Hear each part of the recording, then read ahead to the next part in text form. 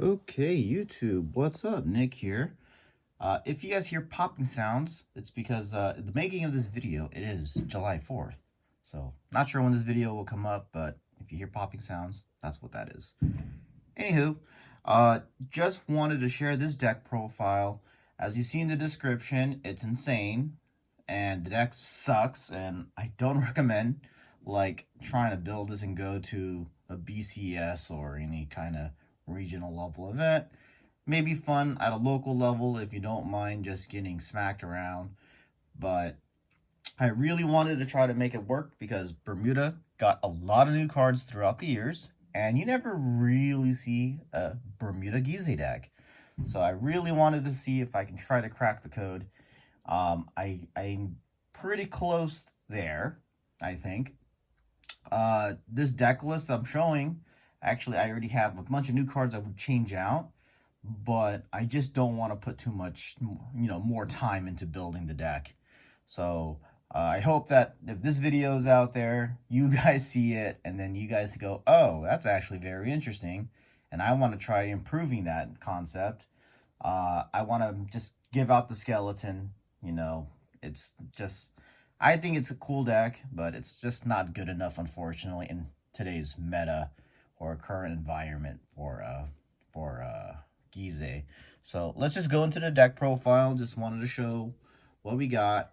So obviously, Neon Gyze is our starter.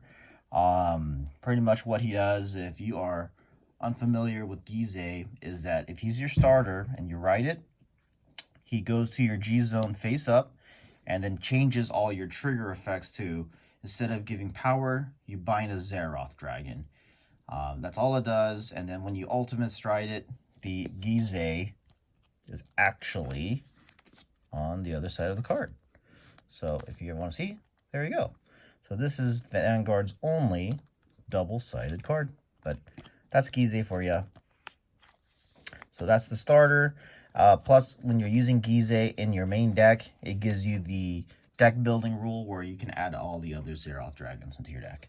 So next for the triggers, it's actually pretty simple.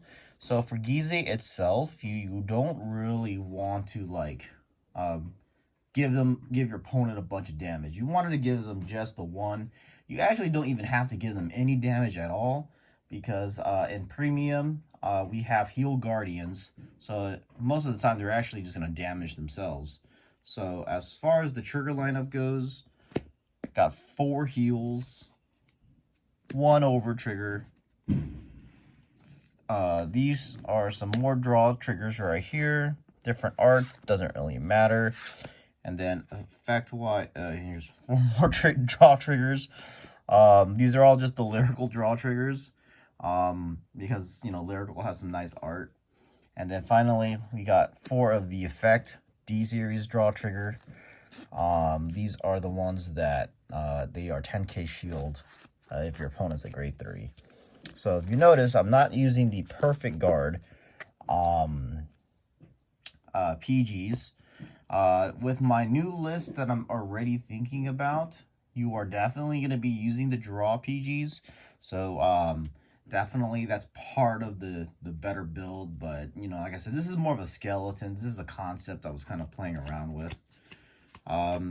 So if you notice, I didn't use any of the draw PG. So what PG am I using for the Gyze build for the skeleton? I'm actually playing 6 aquas.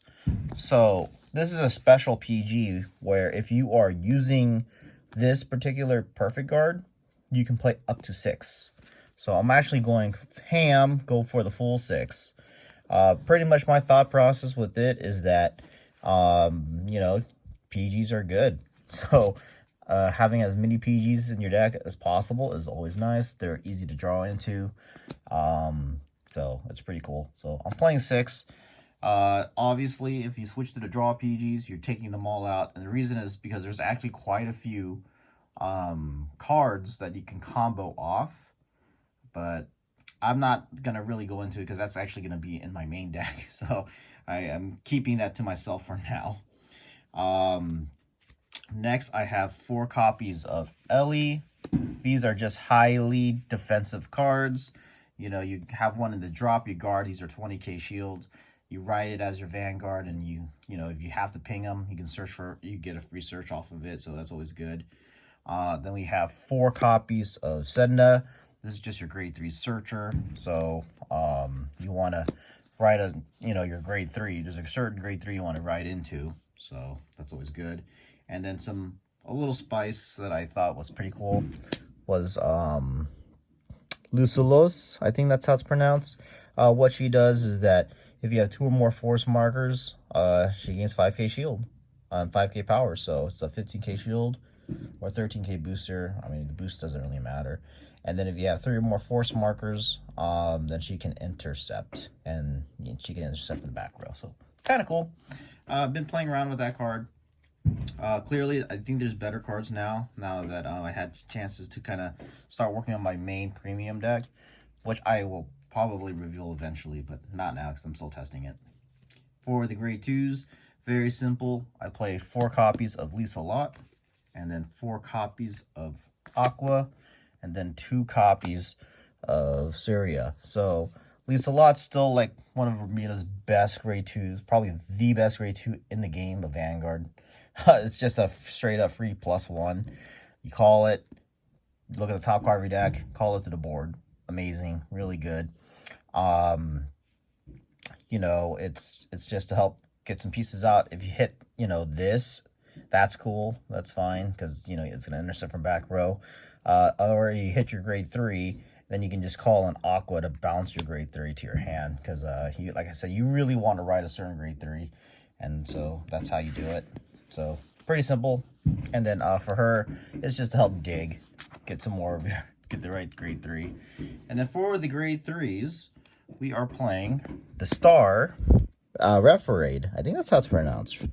Referade, yeah. So I was really inspired to build Gyze because of her. So what she does is that on your Vanguard act, counterblast 1, discard 1, and then you rest it. So you're going to be missing on your Vanguard attack. So not a big deal. And then you perform actions based on what you have on your force markers. So if you have 4 or less force markers, you get 2 force markers. And then once you have all your force markers on the rear guards, on the rear guard side, so you can't put these you can't be stacking these force markers on your Vanguard, but you have to be putting them on the rear guard. For every force marker, you reveal the top card of your deck, add them to your hand, and for all the trigger cards revealed, they activate. So what's cool is that the first turn is like a triple drive, but you're not attacking your opponent, so it's like you're 0 damaging them, so that's kind of cool. And then on the next turn, you're doing 5 checks. So there you go. So you have 2 turns on her. That's why I'm not really going into the G zone. You're not really striding at all. You're just going to be doing her effect twice, and then take some defensive damage, and that should get you Gyze going. So pretty much, this card's amazing. This is the one that really makes Bermuda Gyze a thing. But if you guys find a better card for your grade 3 ride, let me know. Like I said, I really want to try to get Gyze going, but I don't know. I'm still testing it. Like I said, I already have a few ideas on what to change out of this deck, but like I said, that's coming in the future. And then finally, to round up our grade 3s, I have 3 copies of Caro. This is just ultimate stride target. So if you couldn't like manage to get another copy of her in your hand, you just ride the Caro, instant ultimate stride, because you ride her, Soul Blast 2, search your deck for a Caro. So have 3 just for stability, you know, in case you lose 1 or something. But a lot of times I actually never have to use Caro for the ultimate stride. You'll always end up with her in your hand. You have so many draw triggers in your deck, so it's like you're not really missing out. I think the main problem that the deck has is just surviving to Gyze. So the problem with the deck, oh, and then for the G zone, I mean, shoot. So of course you have your 5 Zeroth dragons, and then all you need to do for your G zones, I mean, I don't have the complete G zone ready, but just so you know, because like I said, you don't really stride. The rest of it is just going to be your G guards. I mean, get a bunch of Citrons, get some hand-in-hand Leonas. Sandy's good. There's the new premium collection stride that actually I think I have one right here. You know, I mean, you can add a Dismal, why not? Add her, yeah, this is from the new premium collection. Pretty much, you know, your G zone is just gonna be a bunch of G guards. So like I said, you're just gonna be guarding. Like I said, the whole point of the deck is just to survive as long as possible, because I have played a few games where you can get all of the Xerath dragons out on the board, but then you still just die. Like, I never had the chance to get the Gyze effect resolved. But I think it's probably because with the whole, you know, force markers, excels, people are just hitting high numbers now. Vanguard has, like, changed so much that, you know, 30k swings, it's not that hard to do. So that's what I learned. But also, you cannot use Ultima out of your Xeraths, because if you have Ultima in your deck, you can't use your over trigger. So do keep that in mind. Anyway, that pretty much wraps up the deck profile. Like I said, it's just out there to, you know, get the audience engaged, to see, hey, you know, I have an idea to make the Gyze Bermuda deck a thing. So if you get inspired by this list, I'm happy. If you guys figure out some cool tricks, let me know, because I really want to make Bermuda Gyze a thing. But right now, it's definitely not. So anyway, like, subscribe, and I will see you in the next one.